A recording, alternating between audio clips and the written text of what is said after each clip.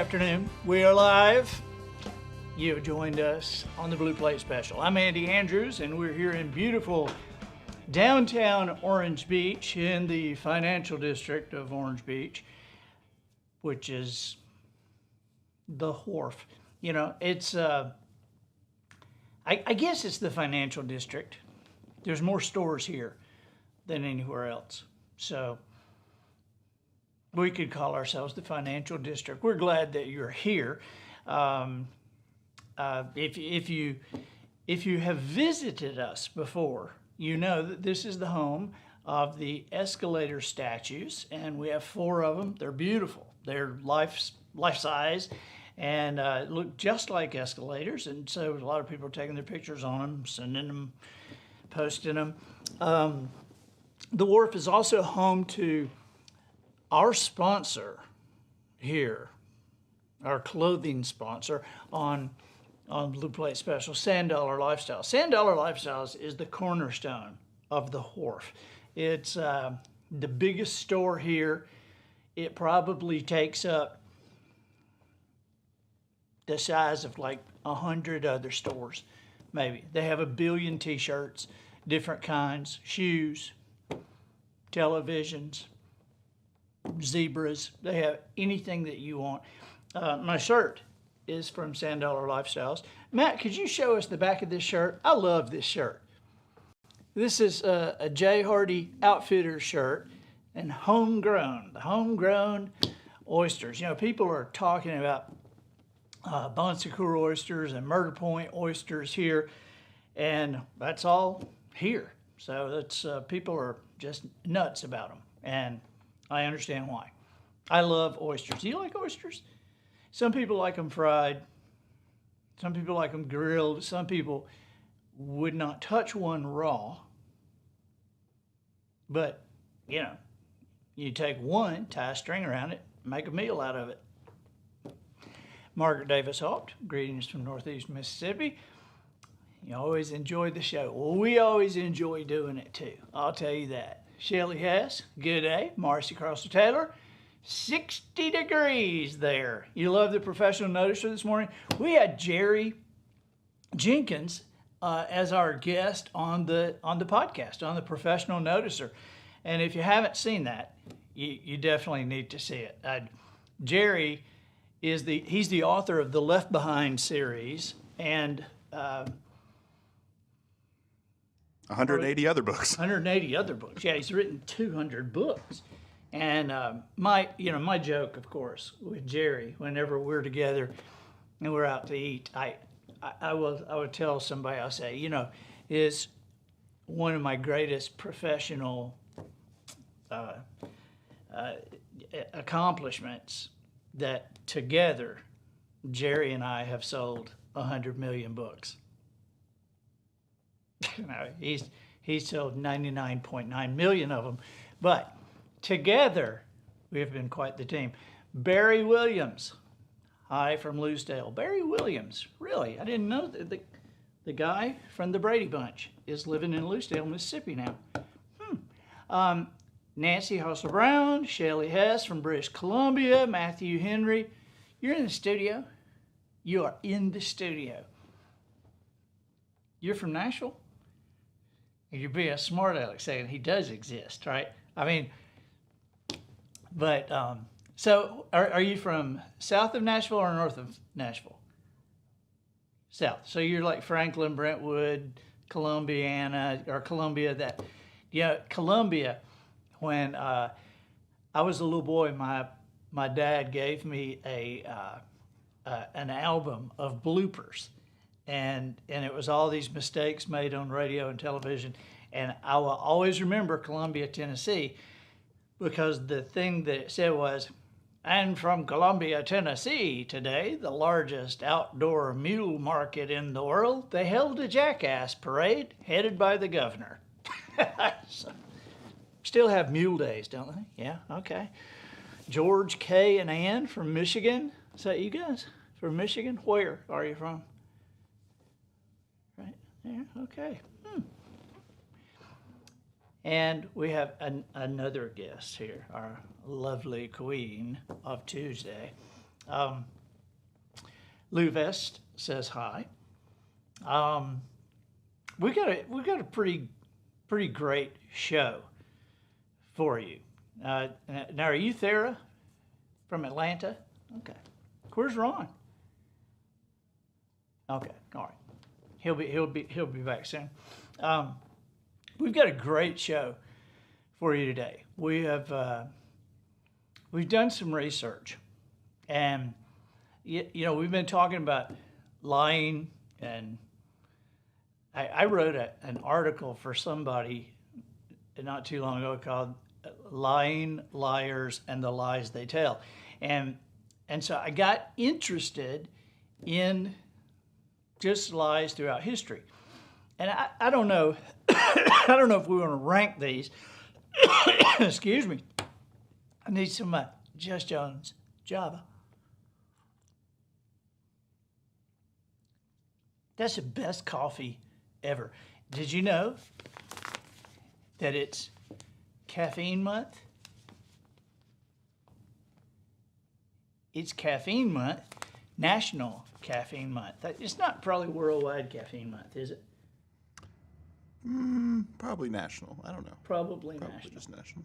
Yeah, but it is National Caffeine Month, and they're requiring everyone to buy a package of Just Jones Java.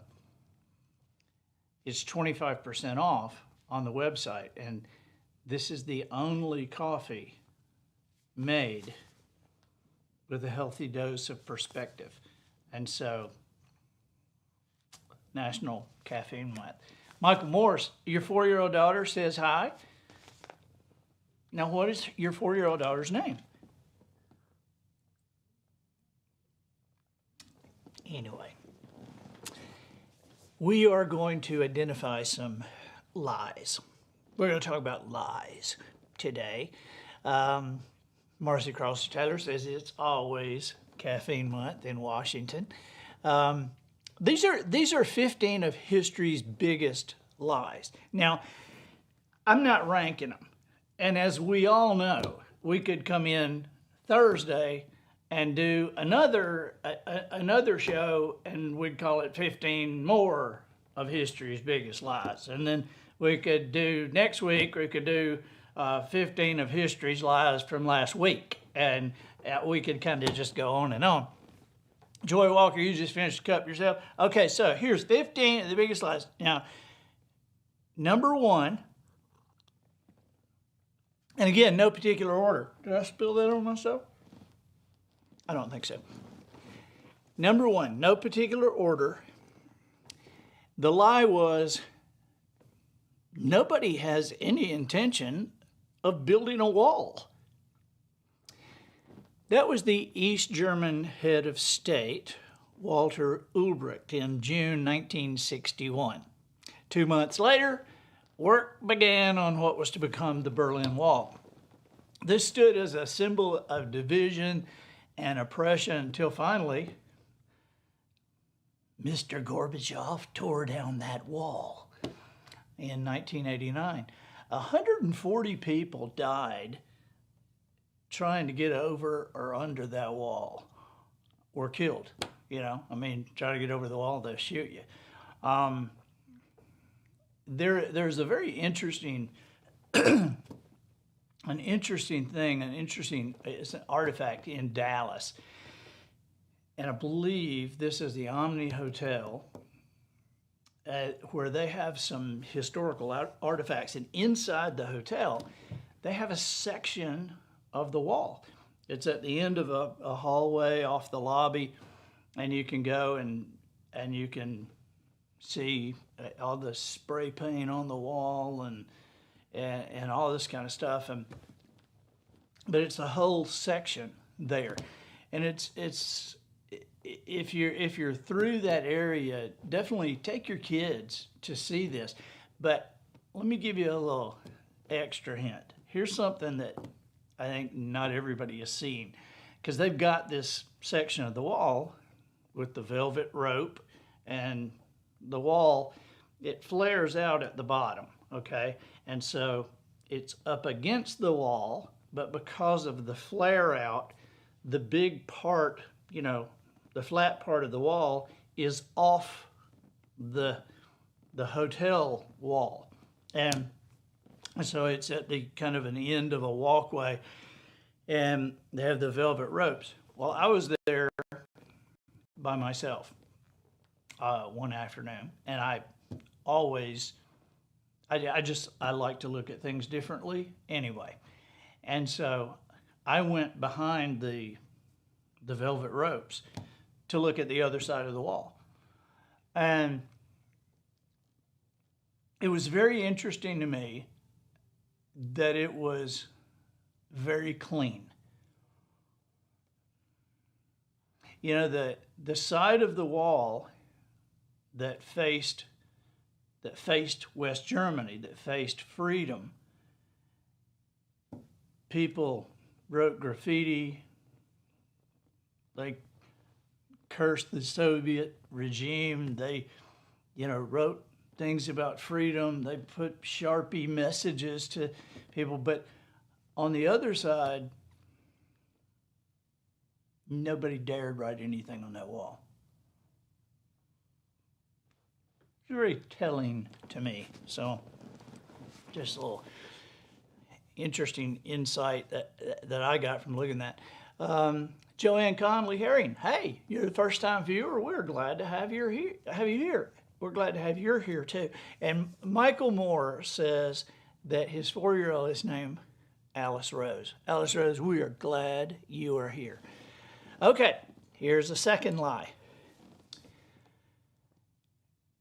A woman claimed, and her name was Anna Anderson, but she claimed that she was Anastasia, the youngest daughter of the Romanov family, which Russian Tsar Nicholas II, the Empress, and their 5 children were executed in 1918 by the Bolsheviks, and in 1921, this Anastasia look-alike was admitted to a hospital where she claimed that she was the daughter who escaped the massacre.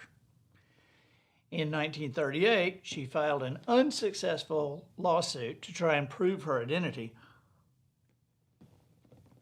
She actually died in 1984, and the Romanov family remains were eventually located and DNA taken, and none matched Anderson's, who she was later identified as a Polish factory worker named Franziska Szwanowska. Not sure about the pronunciation of that last name, but I do know she was a Polish factory worker. She was not Anastasia.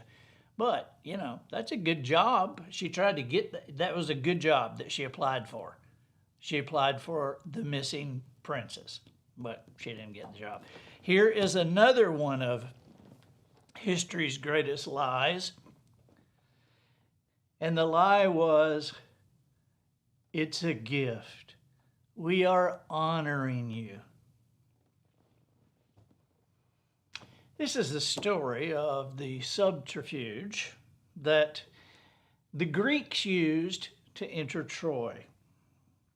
They built a huge wooden horse and hid a select force of men inside. And the Trojans, believing it was a victory trophy that was left by their defeated foe to honor them, pulled the horse into their city. And after dark, the Greek force crept out of the Trojan horse and opened the gates for the rest of the Greek army. Today, a malicious computer program that tricks users into running it is also called a Trojan horse. It's one of the biggest lies in history. Here's an interesting lie that I found from 1966. Paul McCartney is dead. It was an urban legend that just like gathered steam. Things go viral on the internet. Oh, there was no internet. And man, this went all around the world. This thing alleging that Paul McCartney had died in November of 1966, and had been replaced by a lookalike. And the rumor was further fueled in 1969. This is going on for 3 years now, when this rumor kept going. Abbey Road was released. That was the Beatles' big album, and the album cover shows Paul McCartney barefooted and out of step with the rest of the guys crossing the road, and the image supposedly represented a corpse, while the number plate, the license plate of the Volkswagen that is in the photo at the crosswalk, contains the characters LMW28IF. So they said that 28IF indicated McCartney's age if he had still been alive. You know, Andy, one of the other things with that, if you listen to the very end of Strawberry Fields Forever and you turn it up kind of loud at the end, you can hear a voice that says, "I buried Paul." And it's kind of like modulated, like it sounds like they recorded it and then slowed it down. Serious? But it's like really slow, but it's like, "I buried Paul." Like it's kind of bizarre, but I think they were still playing into the... So you've heard this? I have. I'll play it for you after the show. Okay. Right. Could you get it during the show or no? Yeah. Facebook's gonna shut us down. We play any Beatles. Yeah. Oh, Facebook. Maybe I shouldn't even say anything about Facebook. But Thursday's show will be on wisdomharbor.com. And so if you haven't already joined wisdomharbor.com, what are you waiting for? This is an unbelievable movement happening right now, and it's going great, and people are loving it. And we're doing live events that are just on that, and it's less than $3 a month, pennies. So come on. Okay. Here's the lie. The lie is, I am a righteous man. Any idea who told the lie? I am a righteous man. Okay. Historians have written that Stalin was a consummate actor.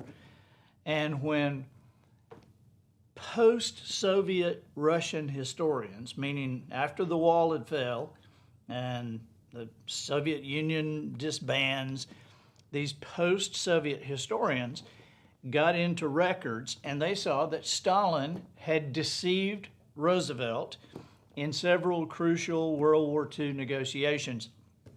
And they pointed out that this was perhaps not very surprising, since he had even managed to deceive Alexei Rykov, who was Lenin's successor as head of the Soviet government.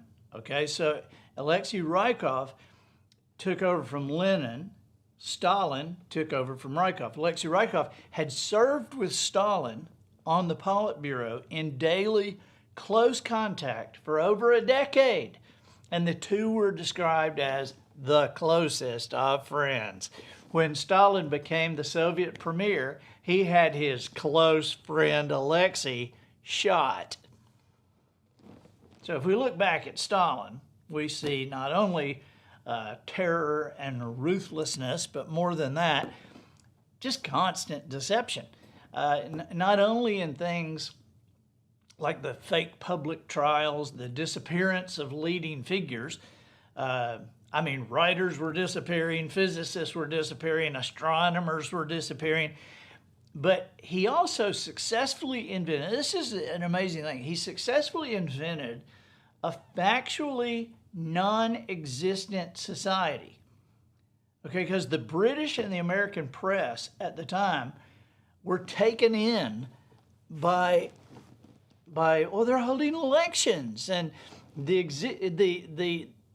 thought that the Soviet Union had trade unions, and Stalin claimed their economic power, and nobody knew there were bread lines and starving people and he's killing people. One major aspect of Stalinism was that the people of the Soviet Union had to act as if they believed what the Kremlin was telling them in the press and on the radio. I mean, all over the country, they had to act like they believed this. Otherwise, they were taken out. I mean, people don't realize Hitler was an amateur compared to Stalin.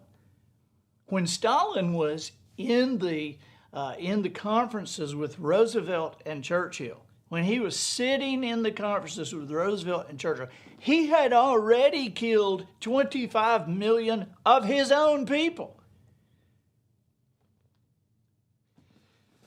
So, and when you count Lenin in there and some of the rest, between I've got the exact number is in the book How Do You Kill 11 People, 11 million people. But between 1918, the revolution, and 1989, when the wall fell, the Soviets' records, their own records, show that they killed 61 million of their own people. So it's just amazing. And that only happens with lies. Okay, here's another of history's greatest lies, one I'm not as passionate about, but still kind of funny. This was a series of 6 articles published in the New York Sun. It was a newspaper, and this began on August 15th, 1835. And the lie was strange goings-on the moon. And these articles suggested that the weird bat-like creatures had been discovered on the moon.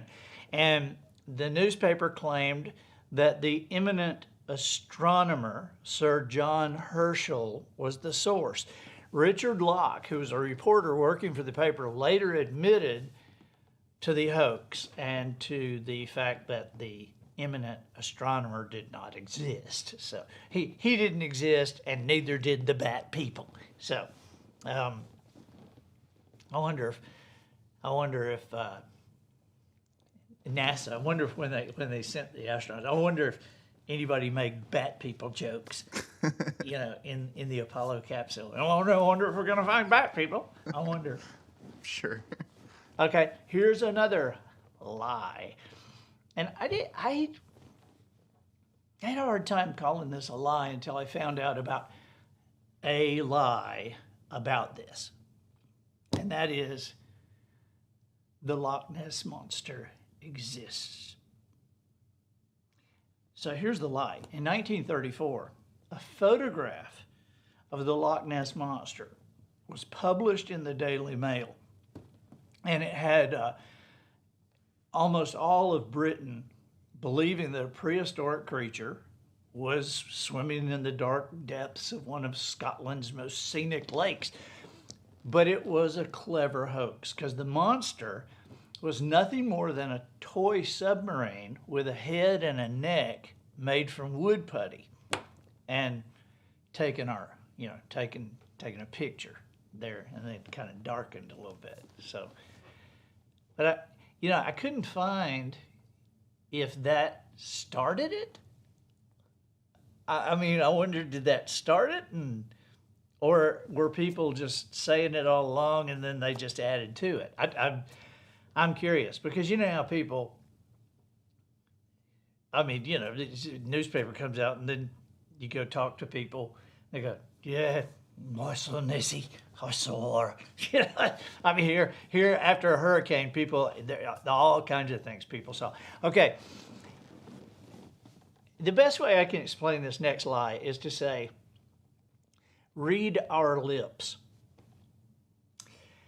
There was a German rhythm and blues duo, Fab Morvan and Rob Pilatus, who performed as Milli Vanilli in the late 1980s and 90s. And man, they were getting Grammys. They were getting, golden whatever awards. They were selling records, They were selling out concerts.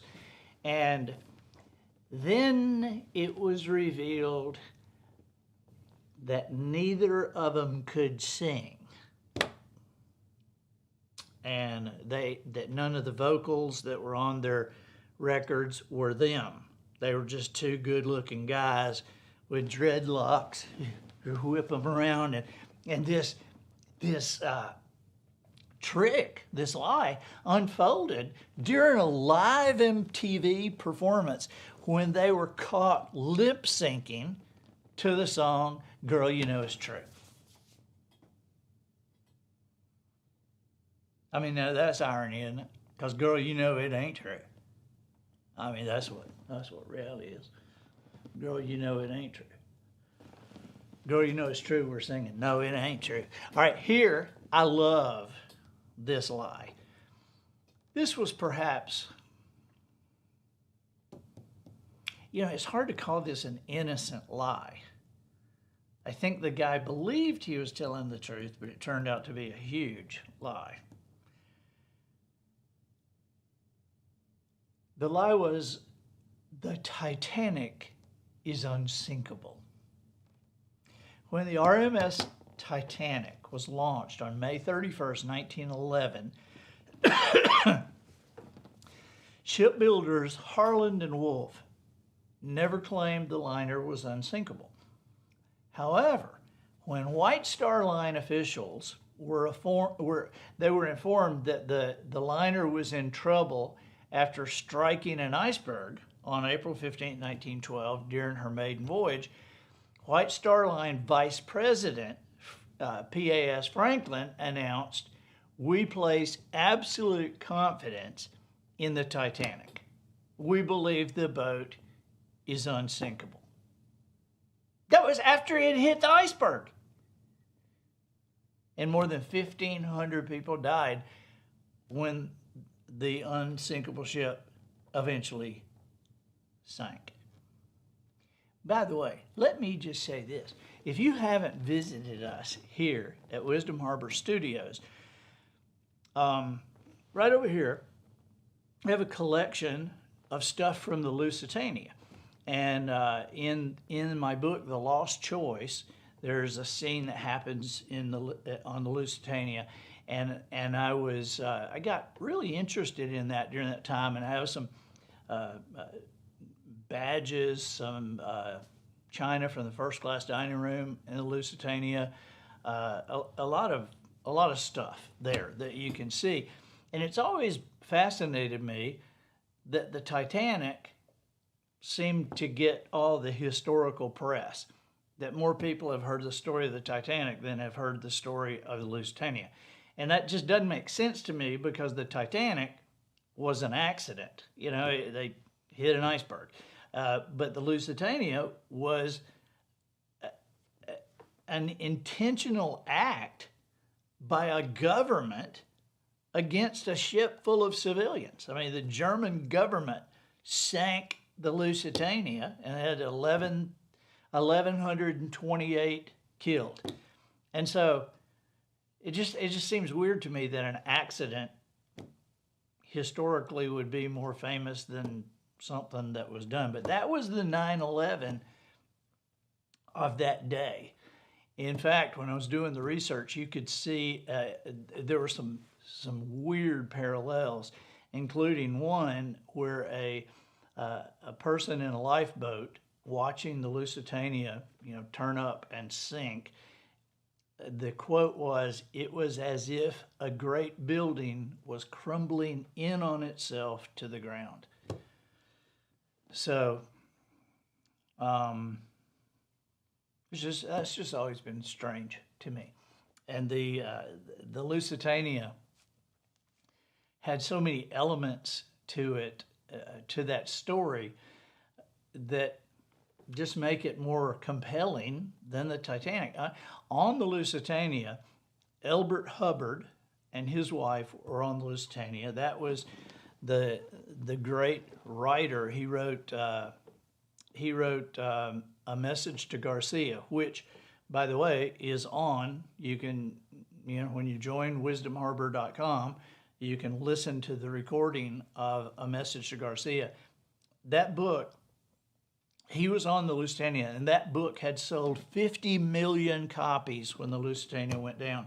It has now been printed over 100 million times.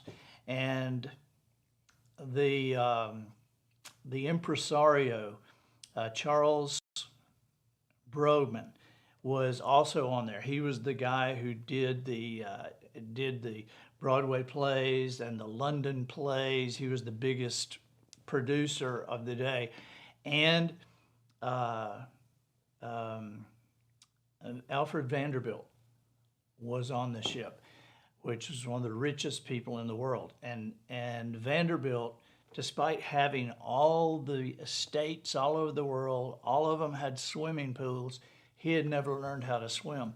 And the last thing they saw, last time anybody remembered seeing Alfred Vanderbilt, as that ship was going down, he was tying his own life jacket onto a child. But I think about the Titanic, and if you consider the implications of the Lusitania and compare it to 9/11, it's as if not only the implications of the Lusitania. Where'd that come from? I don't know, but I heard it in here too. There's two of me. Anyway, the implications of the Lusitania compared with 9/11, it's as if not only did we lose 3,000 lives, but we also lost Steven Spielberg, Bill Gates, and John Grisham. Because that's the way it was to America when the Lusitania went down. By the way, the Titanic 2, they're building cruise ships like crazy, and the Titanic 2 is set to sail this year, 2022. And unbelievably, its maiden voyage will take the same travel plans as the original ship, sailing from Southampton to New York. I wouldn't go on that sucker for free. I mean, there's way too many jokes that I can totally avoid by just staying off of that ship. I mean, somebody's going, the ship's going to pull out. Somebody go, we're unsinkable. Oh, God. All right, here was another big lie from history.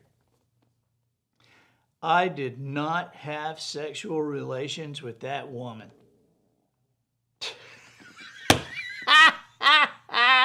Oh, wow. That was 1998.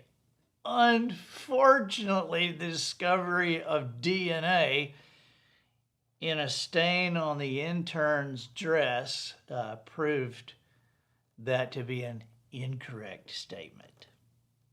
All right.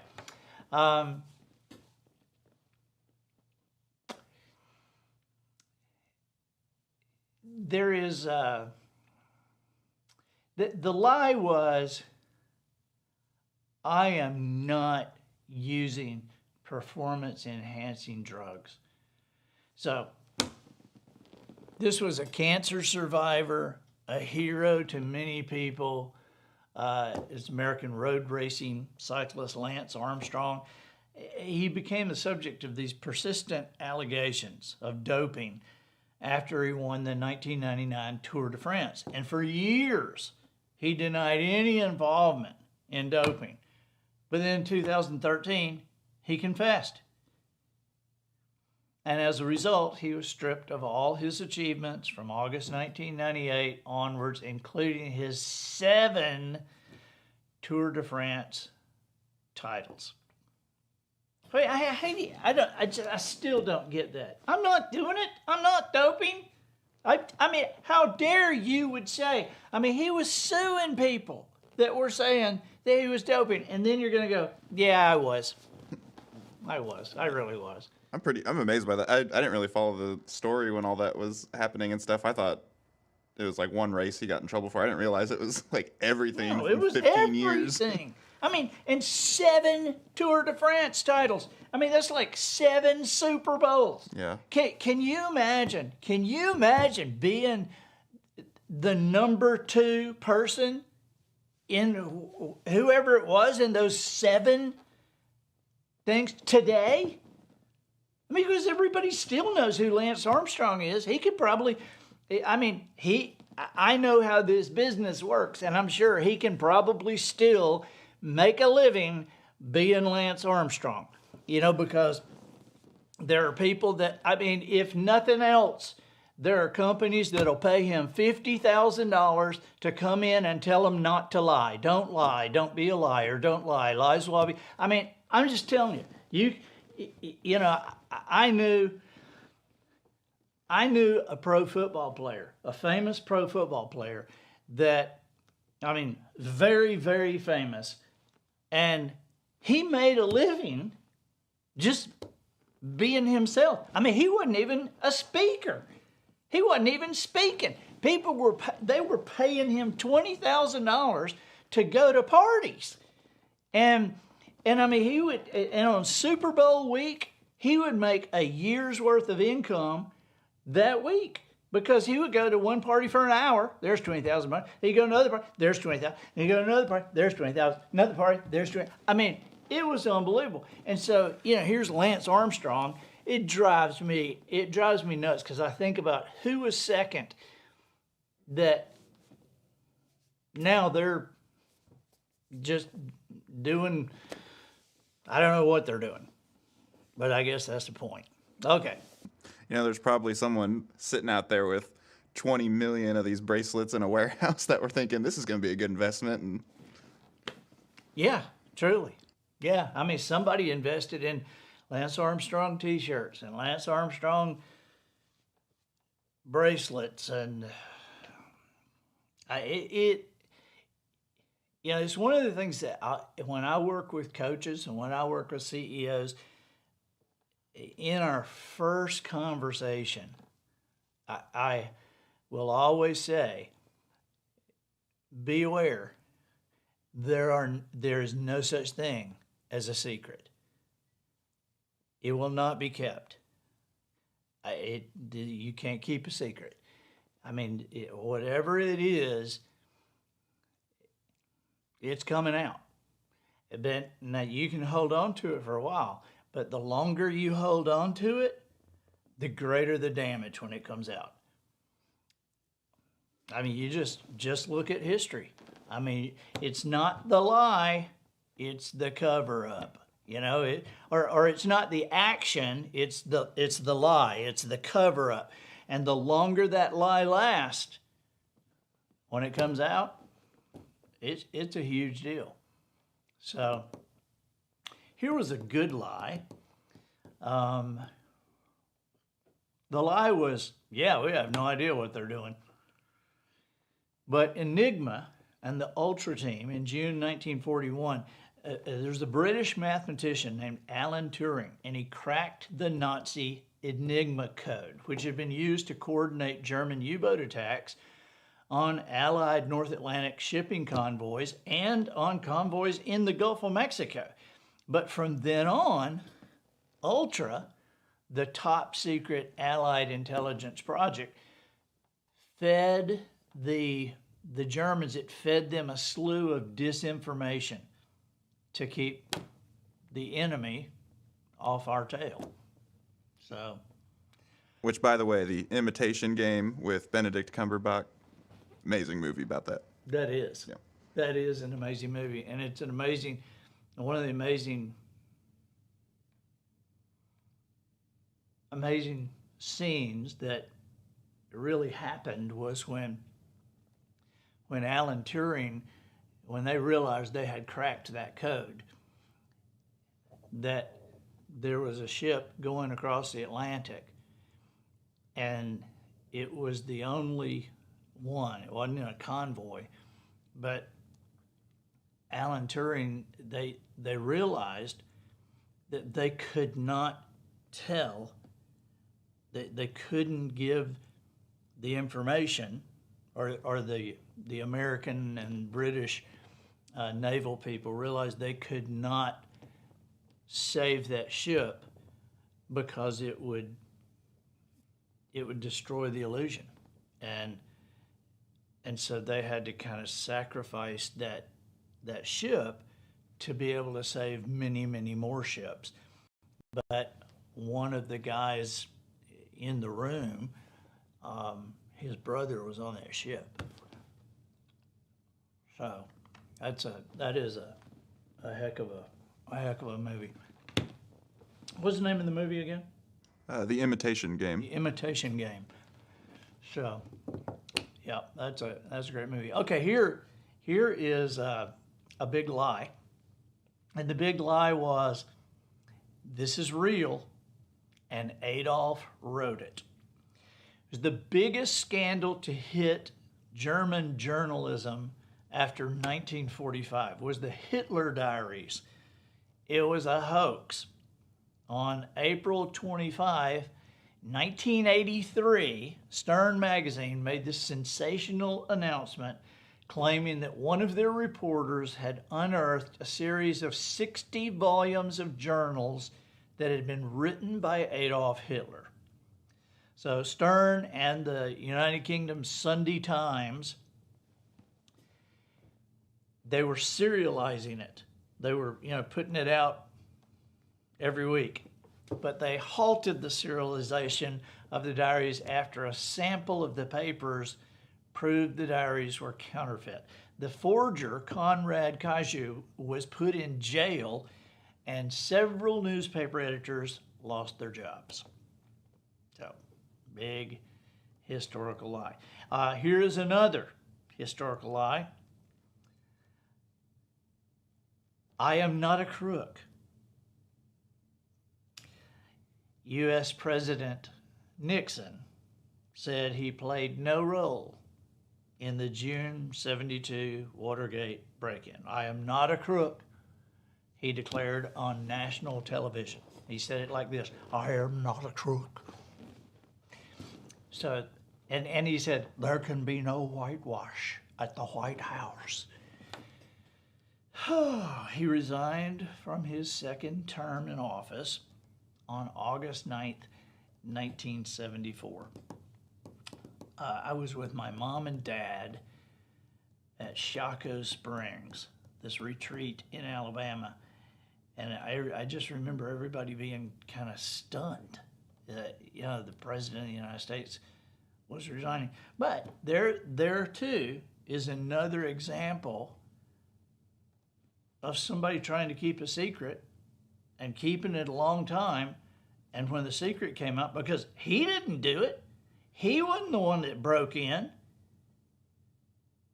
He didn't even know it was happening when it happened, but he found out about it and then tried to keep it a secret.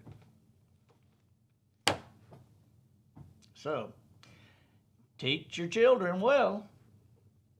All right. Another big lie was the propaganda that Adolf Hitler and his minister of propaganda, Joseph Goebbels, launched. And it was a nationwide campaign to convince Germans. And this is a lie we don't think about often, but this lie was this campaign. The lie was not to the Jewish people. That's what How Do You Kill 11 Million People is about. But this was a lie to the Germans, that the Jewish people were the enemy of all classes. And it was devastatingly effective, because without that lie, he would not have had the people involved to have the terror, the coercion, the mass manipulation to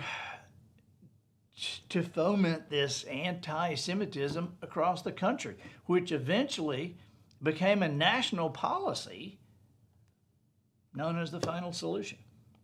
So, to this day, you can go, you can see the concentration camps over in Germany.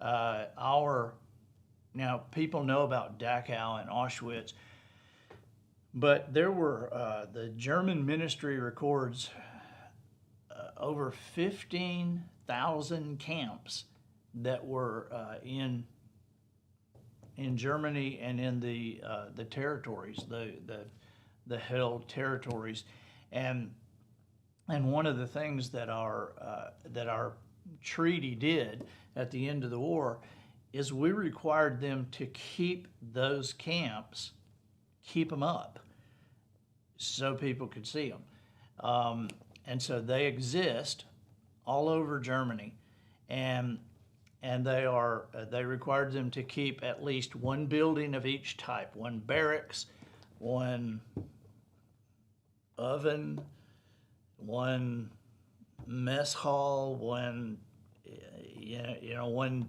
staff quarters, and there's concrete slabs everywhere. But these things are standing, the concrete slabs, because they only required them to keep one, and that one, those are in perfect condition. They're painted regularly and kept in perfect condition. All the barbed wire is there.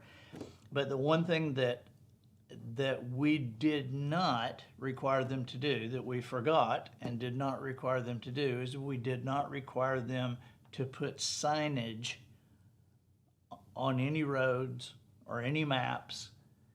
And so these things just exist out in the countryside in the middle of the woods. And I was over there with special ops one time, and we had a day off, and they said, what would you like to see? And I said, aren't we near Bergen-Belsen? They said, yeah.